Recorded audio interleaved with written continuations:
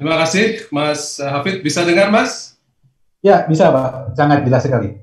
Baik, Assalamualaikum warahmatullahi wabarakatuh. Salam sejahtera bagi kita semua. Izinkan pertama-tama saya menyampaikan ucapan terima kasih kepada Center for Indonesia Reform, Institut Indonesia, dan juga Koalisi Perempuan Indonesia untuk Al-Quds dan Palestina atas prakarsa dan undangannya kepada saya untuk hadir dalam diskusi yang penting pada siang hari ini. Yang terhormat juga ingin saya sampaikan kepada para narasumber, sahabat saya, Bapak Dr. Sukamta dari Komisi 1 DPR RI, Dr. Yun Mahmudi dari Kepala Prodi Kajian Universitas Indonesia, dan Bapak Billy Nur Alia dari Institut Indonesia. Bapak Ibu sekalian, izinkan saya sedikit mulai dengan memberikan latar belakang, ya, konteks dinamika geopolitik yang terjadi di Timur Tengah belakangan ini. Tentunya perubahan dan dinamika geopolitik di Timur Tengah selama 5 tahun terakhir perlu menjadi pertimbangan dan juga kalkulasi dalam penyusunan kebijakan luar negeri setiap negara, tentunya termasuk juga Indonesia, karena Timur Tengah terus terang sebagai kawasan yang dinamis sampai saat ini masih tidak pernah sepi dan dari konflik dan krisis, ya. Contohnya misalnya situasi di Suriah, meskipun sudah ada sejumlah kemajuan positif, namun residu dari konflik komunal dan juga perang melawan ISIS masih belum tuntas, belum selesai. Konflik di Yaman juga belum memperlihatkan tanda penyelesaian, bahkan pihak-pihak yang bertikai cenderung semakin agresif.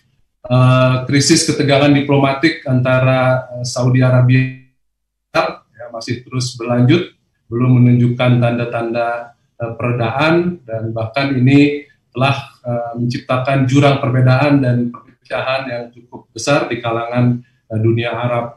Ketegangan baru juga muncul beberapa tahun belakangan ini ketika Iran tampil sebagai sebuah kekuatan regional baru yang dianggap sebagai aman terhadap stabilitas di kawasan.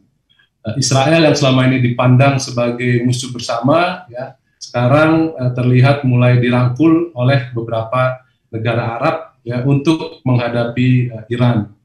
Dari krisis dan konflik tersebut sebetulnya ini terjadi akibat munculnya sebuah polarisasi baru di Timur Tengah, ya, dari kekuatan besar yang telah membentuk sebuah poros kekuatan baru, ya, atau the new axis of power, yaitu Amerika, Israel, dan Saudi Arabia di satu pihak, dan Rusia, Turki, Iran misalnya di pihak yang lain.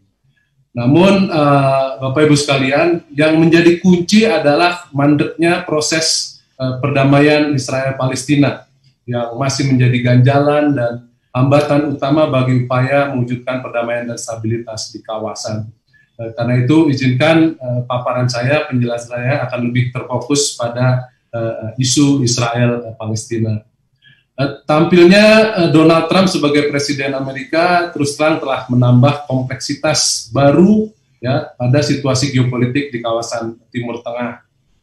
Kebijakan AS selama 4 tahun terakhir ini terus terang banyak mengalami pergeseran, ya, dalam menyikapi perkembangan di kawasan Timur Tengah. Sejak Donald Trump menjadi presiden, situasi di Palestina baik di tepi barat maupun di jalur Gaza semakin mengkhawatirkan dan semakin tidak menentu. Dukungan Amerika yang penuh dan tanpa syarat kepada Israel menjadi justifikasi, ya, menjadi justifikasi bagi pelaksanaan kebijakan Israel yang semakin agresif terhadap Palestina, sehingga hal ini menyebabkan masa depan Palestina menjadi semakin penuh ketidakpastian.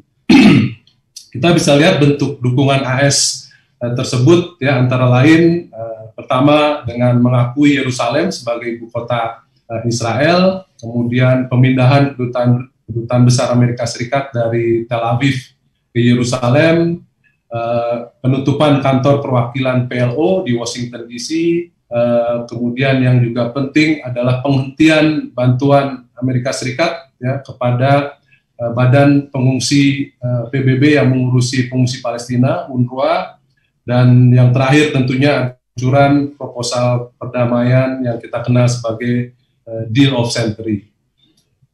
Yang kedua, Lalu kira-kira apa kebijakan dan agenda politik luar negeri Indonesia terhadap Palestina? Bapak Ibu sekalian, sejak awal ya, tidak hanya pemerintah Indonesia, tetapi juga pemangku kepentingan lain, termasuk DPR RI misalnya, kita selalu memperlihatkan posisi yang kuat, posisi yang sangat jelas, tegas, dan konsisten terhadap Palestina. Dukungan Indonesia kepada Palestina tentunya ini merupakan panggilan dan mandat konstitusi. Ya. Kita lihat dalam pembukaan Undang-Undang Dasar 1945 tegas dinyatakan di situ bahwa kemerdekaan adalah hak segala bangsa. Jadi maka dari itu segala bentuk penjajahan di atas bumi harus dihapuskan. Nah ini kaitannya misalnya ada beberapa kalangan yang menyatakan terkait dengan pembukaan hubungan diplomatik. Jadi wacana pembukaan hubungan diplomatik Indonesia dengan Israel harus kita letakkan dalam kerangka posisi prinsip ini dan juga amanat konstitusi tersebut. Saya kutip misalnya pernyataan Bung Karno beberapa tahun yang lalu, beliau menyatakan bahwa sepanjang berada di bawah pendudukan dan penjajahan Israel, maka sepanjang itu pula Indonesia tidak akan mengakui dan membuka hubungan diplomatik dengan Israel. Ini posisi prinsip kita hingga detik ini. Tentunya komitmen dan dukungan Indonesia terhadap perjuangan Palestina tidak akan pernah surut. Ya, dukungan yang telah dan akan terus kita berikan, ya, mencakup misalnya dukungan politik, ya, dukungan ekonomi, kemanusiaan, dan juga penguatan kapasitas. Indonesia akan selalu berada di garda depan. Ya, jika terjadi krisis di Palestina, Indonesia akan terus bersuara keras ya, menentang pendudukan Israel, baik di tepi barat maupun di jalur Gaza.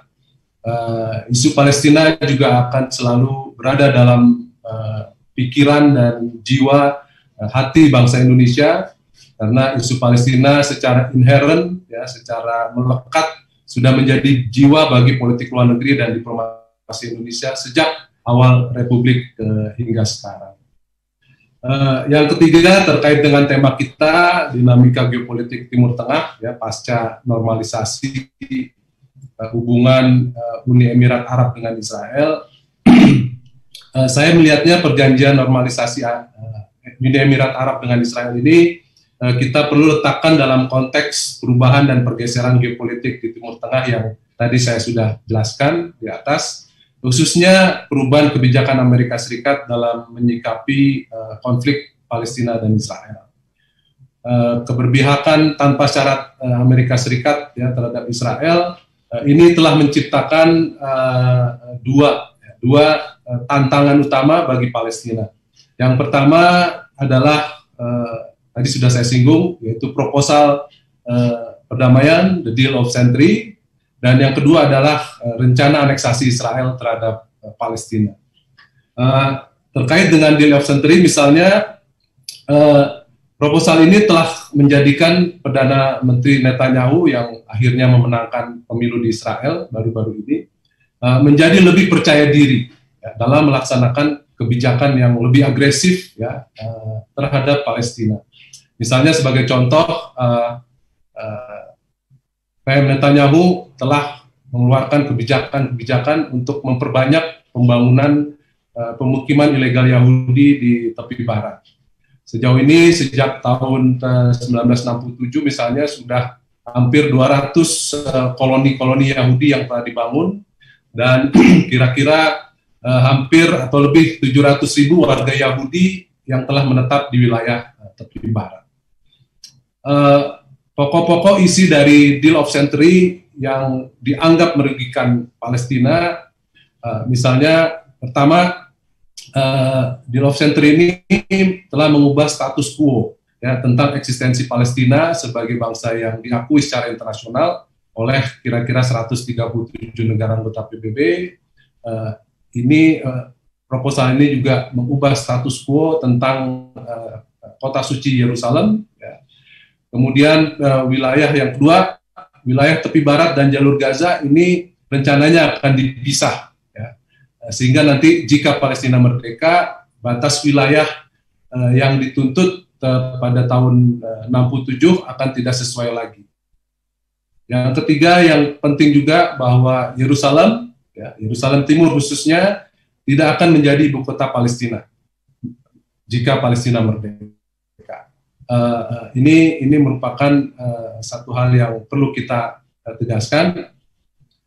Bahkan menurut proposal di Law Center itu, nantinya jika Palestina merdeka, maka ibu kotanya akan diberikan di satu kota kecil di luar Yerusalem yang disebut sebagai Abu Dis. Isu lainnya adalah mengenai pengungsi Palestina. Nah, menurut Deal of Century ini, nanti pengungsi Palestina yang diakui hanya pengungsi Palestina yang pada waktu tahun 48 dan tahun 67 mengungsi keluar dari wilayah Palestina. Jadi yang akan diakui hanya sekitar 700.000 pengungsi. Dari jumlah pengungsi Palestina yang saat ini menurut datanya UNRWA ada sekitar 5,5 juta yang tersebar di beberapa negara, termasuk di Yordania, di Suriah, Lebanon, dan tentunya juga di tepi barat dan jalur Gaza.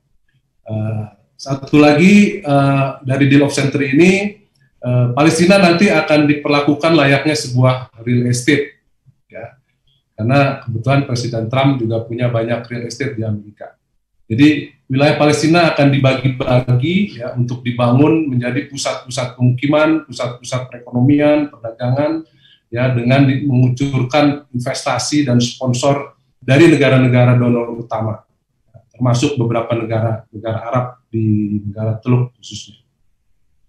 Nah, tantangan yang kedua, Bapak Ibu sekalian, terkait dengan aneksasi. Jadi aneksasi ini adalah bagian dari kebijakan Zionisme, kolonialisme, dan imperialisme Israel, serta bagian dari janji-janji kampanye Perdana Menteri Netanyahu yang merencanakan akan melakukan aneksasi secara de jure terhadap sebagian wilayah tepi barat dan juga konon sebagian wilayah di lembah Yordania.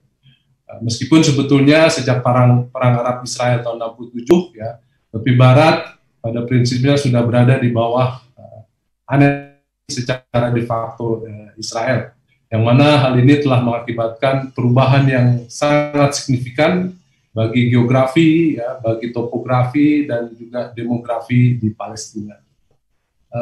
Meskipun rencana aneksasi tanggal 1 Juli yang lalu tertunda karena tekanan internasional yang demikian besar, yang demikian kuat, dan juga adanya pertentangan di dalam negeri Israel akibat pandemi COVID-19. Namun yang ingin saya sampaikan, masyarakat internasional tidak boleh lengah, bahwa cepat atau lambat aneksasi tetap akan dilakukan oleh Israel terhadap tepi barat. Karena itu aneksasi ini harus kita tolak, harus kita tentang, karena merupakan tindakan pelanggaran hukum internasional termasuk beberapa resolusi Dewan Keamanan PBB. Dan aneksasi ini akan menjadi presiden yang buruk dan akan menjadi legitimasi bagi negara-negara besar untuk melakukan aneksasi kepada negara-negara yang lebih kecil. Bagaimana sikap Indonesia dan pandangan ataupun beberapa kalangan terhadap normalisasi Uni Emirat Arab dan Israel?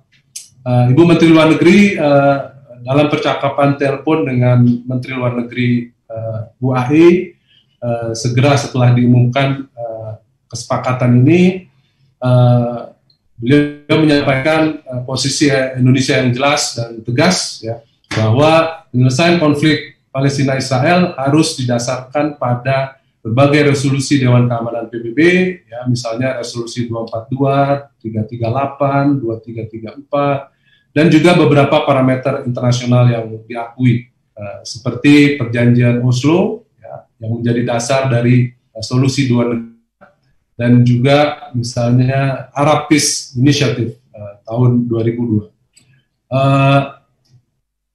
Di media misalnya juga diberitakan bahwa Perdana Menteri Netanyahu menyampaikan bahwa normalisasi dengan Uni Emirat Arab ini tidak membatalkan, saya garis bawahi, ini tidak membatalkan, tetapi hanya menunda aneksasi terhadap Palestina.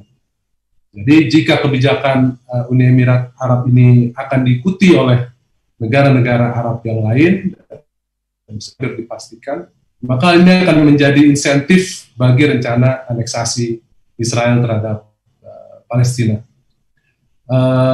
Sebagian juga berpandangan misalnya bahwa normalisasi kesepakatan ini yang diinisiasi oleh Amerika Serikat, ya, ini sebetulnya merupakan semacam upaya pengalihan isu menjelang pemilihan umum Amerika Serikat bulan November yang akan datang. Kemudian ada juga yang berpandangan misalnya bahwa kesepakatan Uni Emirat Arab dan Israel ini pada prinsipnya tidak bisa disamakan dengan peace agreement atau perjanjian perdamaian antara Mesir dengan Israel dan antara Yordania dengan Israel beberapa belas tahun yang lalu. Karena faktanya sebetulnya Uni Emirat Arab dan Israel mereka tidak pernah berperang. Ya. Selama ini mereka sudah melakukan hubungan tidak resmi, ya, di belakang layar, dan sekarang ingin ditingkatkan menjadi hubungan yang lebih resmi, menjadi hubungan yang normal. Terakhir, sesuai dengan paper yang disampaikan, apa kira-kira inisiatif diplomatik Indonesia baik di tingkat multilateral maupun bilateral. Bapak Ibu sekalian, pada tingkat multilateral bisa saya sampaikan bahwa dalam kapasitas Indonesia selaku anggota tidak tetap Dewan Keamanan PBB yang akan berakhir bulan Desember tahun ini, Indonesia telah dan akan terus, ya, menegaskan dukungannya terhadap perjuangan kemerdekaan Palestina dengan Yerusalem Timur sebagai ibu kotanya. Indonesia akan selalu mengangkat isu, ya, atau kejadian-kejadian di Palestina untuk menjadi perhatian dan pembahasan di Dewan Keamanan PBB. Sebagai contoh misalnya pada bulan Mei tahun 2019 dalam kerangka pada saat keketuaan atau presidensi Indonesia di Dewan Keamanan PBB, kita telah memprakarsai penyelenggaraan sebuah pertemuan yang mengangkat aspek hukum dan aspek kemanusiaan di Palestina, khususnya terkait dengan pemukiman ilegal Israel. Yang kedua, baru bulan Februari yang lalu, Indonesia juga telah memprakarsai pertemuan khusus Dewan Keamanan PBB, ya, untuk mendengarkan langsung pernyataan dan sikap Presiden Palestina Mahmud Abbas terkait dengan proposal Deal of Century. Di level bilateral, melalui diplomasi kemanusiaan, kita Indonesia sudah melakukan berbagai dukungan, ya, berupa bantuan kerjasama teknis dan juga bantuan kemanusiaan.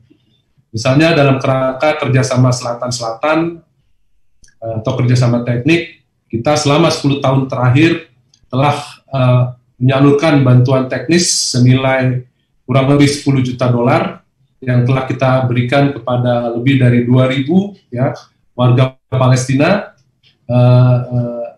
dalam bentuk misalnya lebih dari 170 keahlian, ya, atau expertise. Ya, antara lain misalnya di bidang pertanian, perikanan, pariwisata, mikrokredit, ya, pemberdayaan perempuan, dan bahkan kepolisian.